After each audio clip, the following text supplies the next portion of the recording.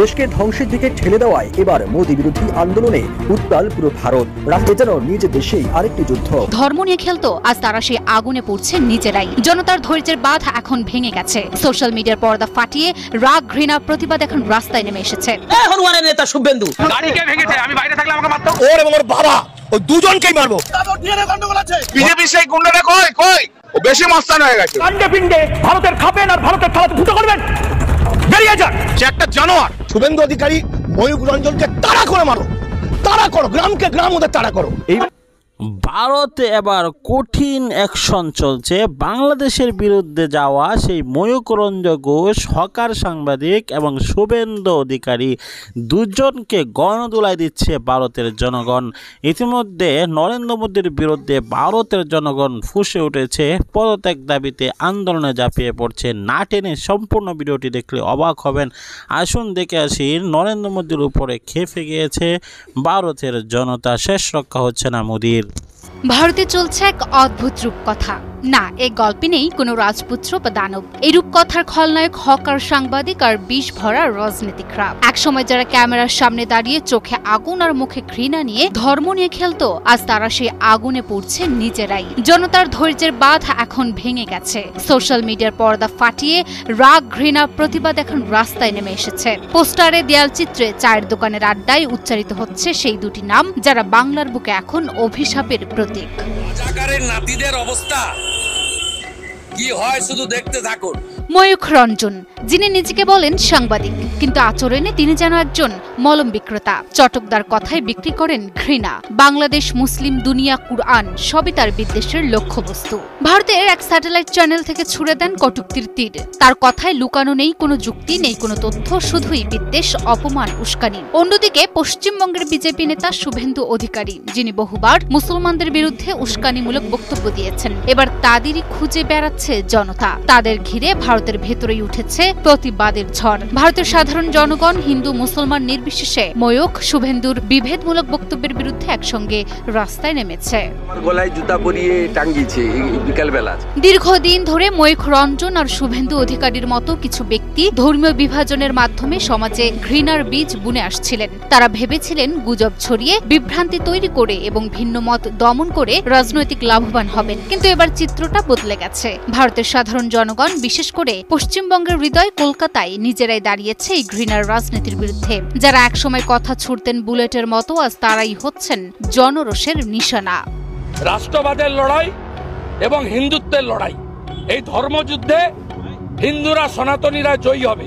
সম্প্রতি কলকাতার রাস্তায় দেখা গেছে নজিরবিহীন আন্দোলন। ময়ূখ এবং শুভেন্দুর গ্রেপ্তারের দাবিতে হাজার হাজার মানুষ নেমে এসেছেন পথে, যাদের মধ্যে ভারতীয় হিন্দু ধর্মাবলম্বীর সংখ্যাই বেশি। তাদের অভিযোগ, ধর্মকে হাতিয়ার বানিয়ে যারা বিভেদ সৃষ্টি করেছে, তারা শুধু দেশকেই ক্ষতিগ্রস্ত করেনি, পার্শ্ববর্তী দেশগুলোর সঙ্গে শান্তির সম্পর্ক নষ্ট করেছে। রিপাবলিক বাংলা টেলিভিশন অফিসের সামনে চলছে জোরালো বিক্ষোভ। জনগণের দাবি, চ্যানেলটি রাজনৈতিক প্রোপাগান্ডা ছড়িয়ে চলেছে। আর এসব অপপ্রচারের পেছনে যে নামটি বারবার উঠে আসছে তা হল ময়ূক রঞ্জন। অন্যদিকে বিজেপি নেতা শুভেন্দু অধিকারীও নানা সময়ে বাংলাদেশ ও পাকিস্তানকে নিয়ে উস্কানিমূলক কথাবার্তা বলে আসছে। আন্দোলনকারীদের দাবি, সে হিন্দু মুসলিম দাঙ্গা লাগানোর পায়তারা করছে। তাকেও গ্রেফতার করে আইনের আওতায় আনার দাবি আন্দোলনে অংশ নেওয়া সাধারণ ভারতীয়দের। যদিও এই আন্দোলন শুরুর পর থেকেই শুভেন্দু আর ময়ূক রঞ্জনকে হারিকেন জ্বালিয়েও পশ্চিমবঙ্গের কোথাও খুঁজে পাওয়া যাচ্ছে না বলেই জানাচ্ছেন ভারতীয়রা। এমন পরিস্থিতিতে প্রশ্ন উঠছে, ভারত কি এবার দাঙ্গার রাজনীতি থেকে মুক্তি পাবে? শুভেন্দু ময়ূকরা কি এবার জনগণের প্রশ্নের উত্তর দেবেন, নাকি তারা চিরকাল লুকিয়ে থাকবেন? হনুমানের নেতা শুভেন্দু গাড়িকে ভেঙেছে, আমি বাইরে থাকলে আমাকে মারতো। ওর এবং ওর বাবা ওই দুজনকেই মারবো। মহামান্য কলকাতা হাইকোর্ট ওর সাংবাদিক লাইসেন্সটাকে বাতিল করে দেবে। বিজেপি সেই গুন্ডাটা কই ও বেশি মস্তান হয়ে গেছে।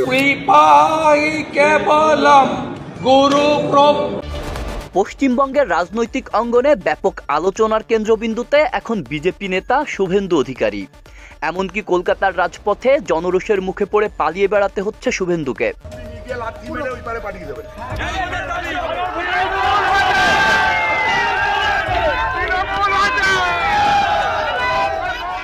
অনেকেই বলছেন, সামনে পেলে সাধারণ মানুষ শুভেন্দুকে গণধোলাই দিয়ে ছাড়বে। কারণ তার কথাবার্তায় প্রতিনিয়ত প্রতিবেশী দেশগুলোকে নিয়ে ছড়ানো হচ্ছে আপত্তিকর, মিথ্যা এবং বিভ্রান্তিমূলক বক্তব্য। যে নেতা ধর্ম নিয়ে বিবাদ করে শুভেন্দু অধিকারীর সাম্প্রতিক বক্তব্যে অনেকেরই মনে হয়েছে তিনি প্রতিদিন নিয়ম করে গোবর ও গোমূত্র পান করেন। তার মুখে প্রায়শই শোনা যায় হিন্দু হিন্দু বলে চিৎকার আর চেঁচামেচি, আর সেই উগ্র আওয়াজের নিচে চাপা পড়ে যাচ্ছে দেশের সংখ্যালঘু মুসলমানদের উপর নির্যাতনের বাস্তবতা। বলি সামলে যান, ধর্ম সম্বন্ধে জ্ঞান আছে? আমি সনাতন সনাতন। তার এই রাজনৈতিক কৌশলের মূল লক্ষ্য যেন হিন্দু মুসলিম বিভেদ সৃষ্টি করা এবং ভেদাভেদকে রাজনৈতিক হাতিয়ার হিসেবে ব্যবহার করা। তিনি বলছেন, হিন্দু তুমি জাগো, পাকিস্তানকে মারতে হবে। এর মাধ্যমে ধর্মকে হাতিয়ার করে শুভেন্দু ছড়িয়ে দিচ্ছেন হিংসা, বিদ্বেষ ও সামাজিক বিভক্তি। ঠ্যাং ভেঙে হাতে ধরাবো আর হাত ভেঙে ঠ্যাঙে ধরাবো। শুধু মুসলমানই নয়, শুভেন্দুর এসব বক্তব্যের বিরুদ্ধে এবার মাঠে নামছে অনেক হিন্দু নাগরিকও।